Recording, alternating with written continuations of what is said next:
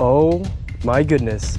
We have an Eastern Diamondback rattlesnake. And they went back. Whoa, hold up. I might have just passed another snake. All right, ladies and gentlemen, that right there is the second most dangerous snake we could come across tonight. The Florida Cottonmouth, otherwise known as the water moccasin. If I were to stick my hand right in there, I would be put into a world of pain. Ow. Because you can see it doesn't look like there's anything, but when I shine my light up, we've got a huge brown spider right there. What's going on, guys? Now tonight I am deep here in the Florida Everglades, and I'm gonna be driving around and hiking to see what kind of crazy animals I can come across. Now the Everglades is bursting with biodiversity, and maybe even more so with potentially dangerous animals. Of course, in areas just like the water behind me, you're gonna have a ton of alligators and crocodiles, but besides for that, the Everglades is crawling with venomous snakes. You have snakes like the Eastern Diamondback Rattlesnake, water moccasin, copperhead coral snake, and altogether there are a lot of potentially dangerous animals here in the Everglades. It should be a really good night. The weather is already on our side. I'm going to be driving around, which is a very good place to find snakes hanging out on the road. We have just a few minutes until the sun sets, so let's start driving around and let the search begin. All right, here we go. Made it to our first spot. Sun is setting this very minute.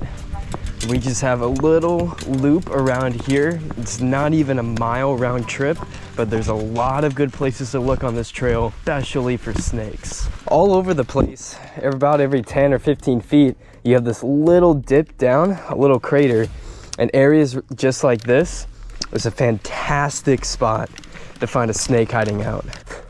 Oh my goodness, we have an Eastern Diamondback rattlesnake. Holy, this is the real deal. Don't know if you can tell from the GoPro, but we've got a decent sized Eastern Diamondback rattlesnake. Actually, no, it's probably more of a juvenile. Oh, just slipped away. You can hear that rattle go a little bit as he escapes. That's a fantastic start to the day. An Eastern Diamondback rattlesnake, not a full grown adult, probably 3 to 4 feet in length. They can double in size. If that's any indication of how tonight's gonna go, it's gonna be a good night. Now this guy has got to be very careful tonight because he would make easy prey for a little alligator or especially a water moccasin. Ready? Boop. Stay safe out there, buddy.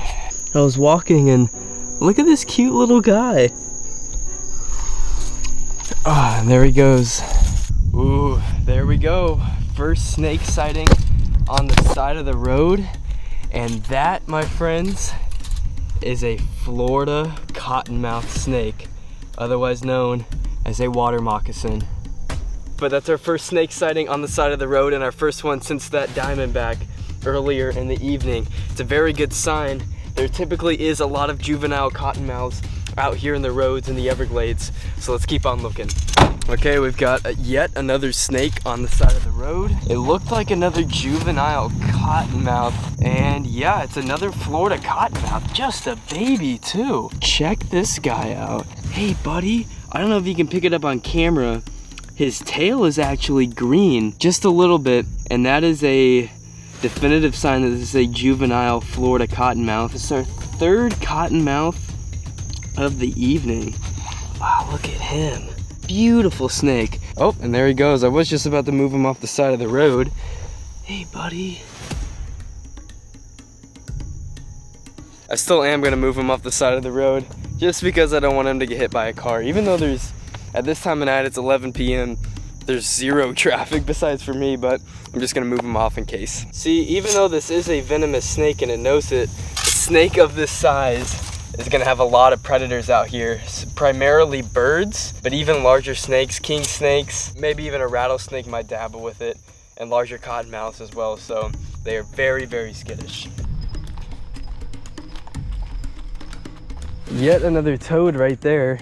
That's a very good sign. If there's a lot of prey around, that means there should be a good amount of predators. Now I've got to keep my head on a swivel when I'm walking along the water's edge because alligators are mostly nocturnal hunters, and what they love to do is just kind of keep their eyes and their snout above the water, the rest of their body below, and ambush potential prey items that come up on the embankment. So I am basically exactly what alligators go for when they're hunting at night.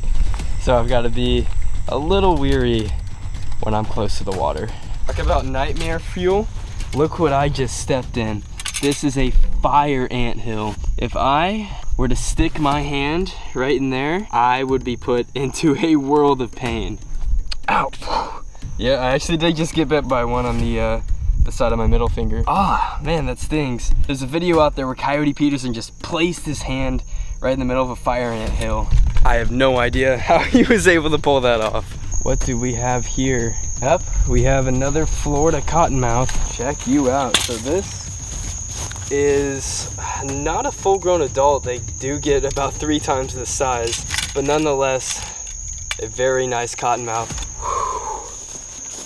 All right, ladies and gentlemen, that right there is the second most dangerous snake we could come across tonight, the Florida cottonmouth, otherwise known as the water moccasin. And a lot of times what they do is they'll just kind of curl up into a little ball and stay put, just like that. You can see where the name cottonmouth comes from. It's because the whole inside of their mouth is white, and a lot of times they're one of the few venomous snakes out there that won't back down. They love to stand their ground, curl up into a ball just like this guy is right here, and display that white mouth. Now the reason this cottonmouth was out here on the road is because obviously it's night, the sun is gone, and these are cold-blooded animals. The concrete here on the road stays a lot warmer during night after the sun is gone, and so they come out here to warm up before they go out and hunt for the night. Now a lot of people like to ask, how dangerous is a cottonmouth really?